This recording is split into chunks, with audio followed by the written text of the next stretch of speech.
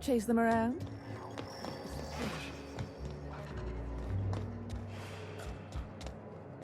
You know, the careers of 9 out of 13 actors end after their debut serial. Enjoy the fame while it lasts. Dead canids in the service tunnels. Domesticated canids? Why, that's utterly revolting.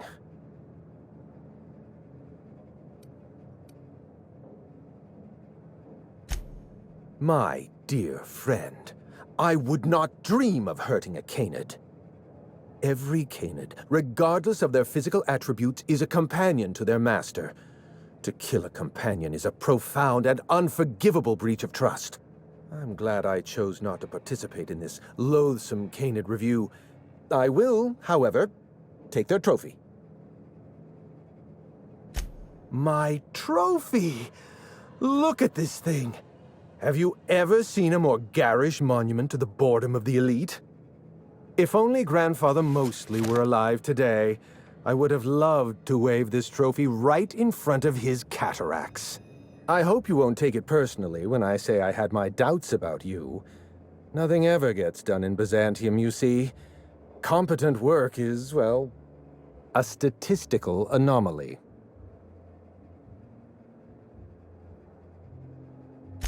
Lifting the emergency lockdown requires overrides from the Chem Lab and Human Inquiry.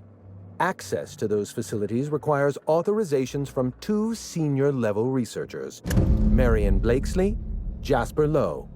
They went into hiding after the project collapsed, but I've managed to calculate their last known whereabouts within a reasonable margin of error.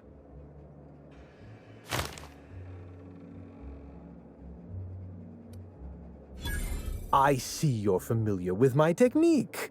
I'd love to show you my numbers, but there aren't nearly enough napkins in this room. After the project shut down, I had to keep my mind occupied. I worked on my actuarial tables, calculated the average lifespan of a Spacer's Choice worker, that sort of thing.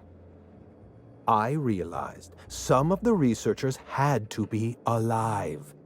I ran some numbers, did a little research, and concluded that the 2 most likely survivors are Marion Blakesley and Jasper Lowe.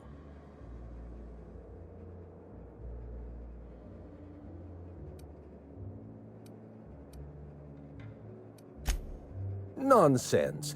I just needed a good old-fashioned statistical problem to busy my mind. Keeps the faculties lubricated.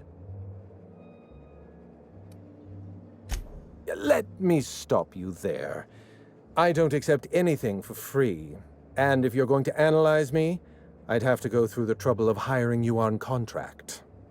Think what you will of my intentions, my calculations are sound.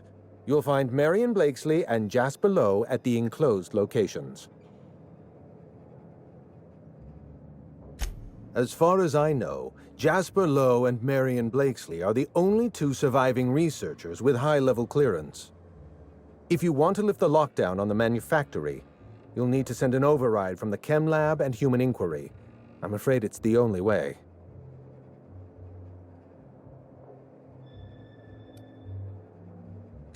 I know it feels like you're being led on. What is that colorful metaphor commoners use? A wild sprat chase? Remember, this is Spacer's Choice we're talking about. Their security protocols are just as inefficient and frustrating as their manufacturing. I'll tell you what I can. Dr. Marion Blakesley supervised the Human Inquiry and Auditing Facility. Live subjects, measuring tape and syringes, that sort of thing. Someone sabotaged the facility. Blakesley tendered her resignation and vanished. I'm reasonably certain she's hiding in a maintenance bay on Groundbreaker.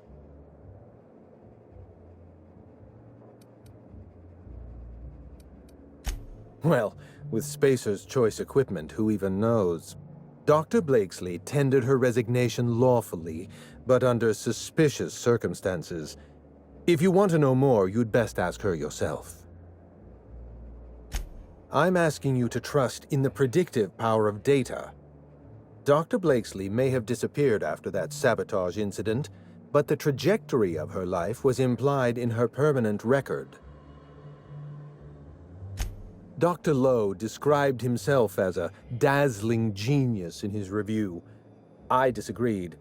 Of the 19 criteria that constitute the rubric of genius, Dr. Lowe only met 15.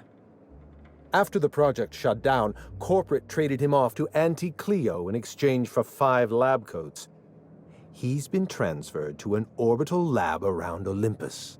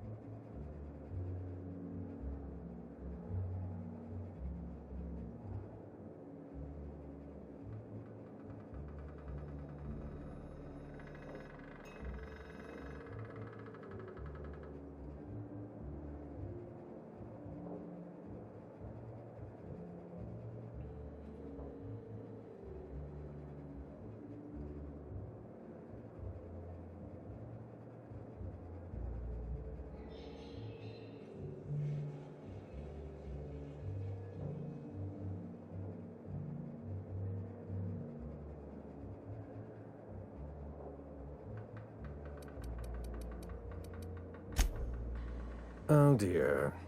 How do I explain this without using too many syllables? Lab coats means scientists. It's a colloquial... It's slang. Let's get back on topic. You'll find Dr. Lowe in an orbital lab around Olympus. Certainly. What's on your mind? Let's try to keep it down, shall we? At least pretend we're being discreet? There's not a lot about Project Gorgon I can tell you. I know that's not what you wanted to hear, but I closed that chapter in my life. I've moved on. Look, don't tell anyone I said this. But if there's anything I've learned by living in Byzantium, it's this. If you go looking for the truth, you are looking for trouble. All right. Ask your questions. And then if you don't mind, don't mention Project Gorgon anywhere near me again. Minnie Ambrose. Oh, Olivia's brat. Ambitious, but like the rest of her family, irrelevant. She tried following her mother's example, failed, and if she ever tried again, I couldn't tell you. The name Ambrose doesn't mean anything to me anymore, or to anyone halfway respectable. The Ambroses are, how do I put this politely, obsolete? A family's name is only as strong as its enterprise. The Musgraves have Rizzos, and the Schuyler's have Auntie Cleo, and so we show those names the respect they deserve. The Ambrose name was associated with Project Gorgon. The project died, and so the Ambrose name died with it. That's just the way the game is played. Project Gorgon was designed to change the life of every worker on Halcyon. We weren't just building a product, we were trying to build a society. How many workers call Halcyon their home? What do they eat and when? How long do they sleep? How hard do they work? What are their most productive years? When do their organs begin to fail?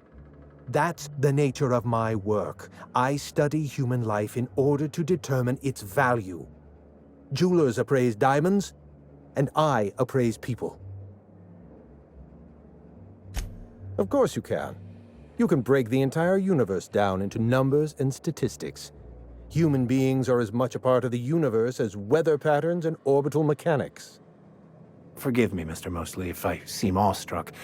I've not heard so many profoundly incorrect statements uttered in a single breath since I myself spouted them. A vicar with a sense of humor. There's a statistical outlier. It's complicated. I'll be honest, I didn't join Project Gorgon because I wanted to satisfy my intellectual curiosity. I was courting the daughter of a Spacer's Choice family. We were a mathematically congruent match, you see. I had the proofs all written out and everything. I see you've been in the same situation. Yes, she wasn't impressed by my absolute value. After she made her feelings clear, I left the project. Everything. Every project has a margin of failure. We expect setbacks, complications, delays. Project Gorgon experienced a cascade failure. One mistake precipitated another, and another, and another. The labs failed to develop a safe drug. Human Inquiry failed to perform their tests responsibly. An unsafe drug tested on unhealthy subjects by irresponsible supervisors. That's Project Gorgon.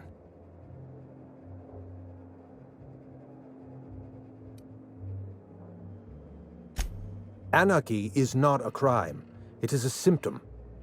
The undisciplined workplace secretes anarchy the way our glands secrete enzymes. It's a principle of science. Sabotage came first. The chem lab, Human Inquiry, even my own office. Sabotage broke the discipline of our workplace, leading to confusion, leading to escaped subjects, leading to anarchy.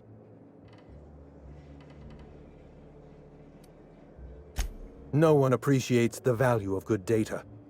The holistic surveillance device I wear is an invaluable tool, gathering data on all my day-to-day activities.